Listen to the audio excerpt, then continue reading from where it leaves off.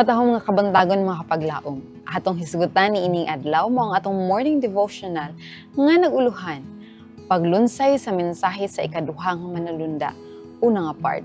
Ug ang atong teksto makita sa Pinadayag 14, bersikulo 8 nga nag-ingon, ug misunod ang laing manulunda, ang ikaduha nga nag-ingon, naggunob ang bantugang Babilonia. Ang babayi nga mao ang nagpainom sa tanang kanasuran sa bino sa iyang mabugong kaulag. Hangtod asa nga ang Seventh-day Adventist muabag sa ubang Kristohanong mga denominasyon. Kinahanglan ba moapil ang iglesia o ang mga sakop niini sa ubang mga denominasyon sa mga proyekto sa komunidad? Kung mao, unsa man nga basihan? Importante kana nga mga pangutana.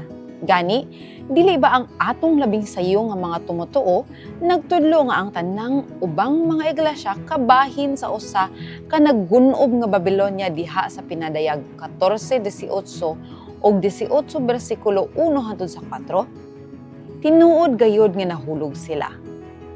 Og tinuod ni ana nga pagtulunan ang Adventismo nakasinati gihapon sa dili pagtagdanay taliwala sa nagkalain-laing mga pundok bahin sa pagtinabangay sa ubang mga Kristohanon.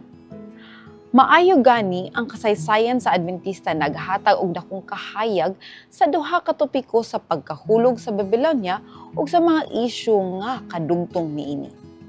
Sumala sa atong nakita sa una, ang labing sayo nga interpretasyon sa Adventista bahin sa Babilonia nasugdan na sa wala pa mahimugso ang Sabbatarian Adventism.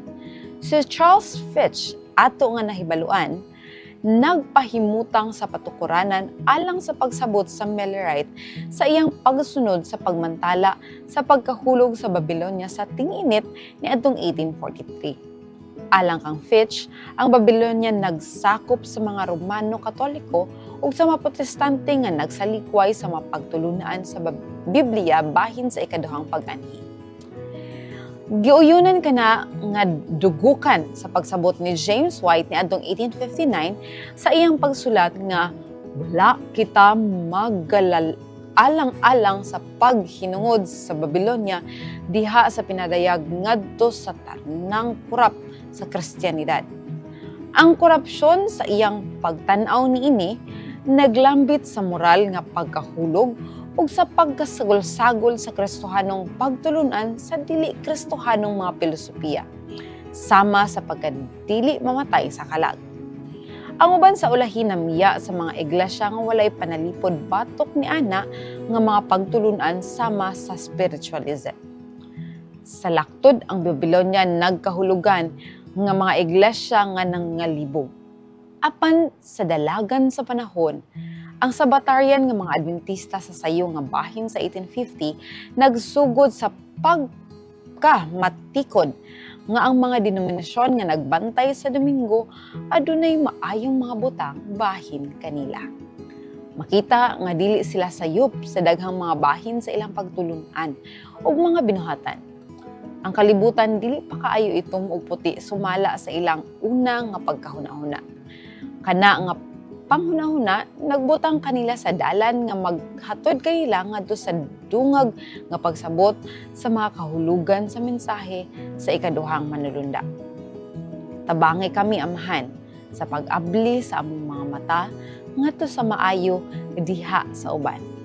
Bisan ni adtong daw anaa sa jutay o gani bisan ni adtong adunay daghan kaayo nga kalibog sa ilang sistema sa pagtuo. Hatagi kami og mga mata sa pagtan-aw sa maayo. Ug hatagi kami sa grasya sa pagdawat sa gasa. Magampo kita makapaglaom. Labing gamahanan nga amahan, kami nagaduol kanimo karon nga kabuntagon puno sa pagpasalamat. Ug usab sa paghangi og Ginoo nga sa tanan nga among lakang sa kini nga kinabuhi. Tudloy kami sa pagsabot, tudloy kami Ginoo nga mahimo kaming magmalahotayon o magtanaw Ginoo sa mga tao sa among palibot na puno sa gugma, sama sa imong pagtanaw sa matag usa ka namo. Makasasala man kami, O Dios. Daghang salamat Ginoo Kining tanan among gipangay gipasalamatan sa ngalan ni Hesus. Amen.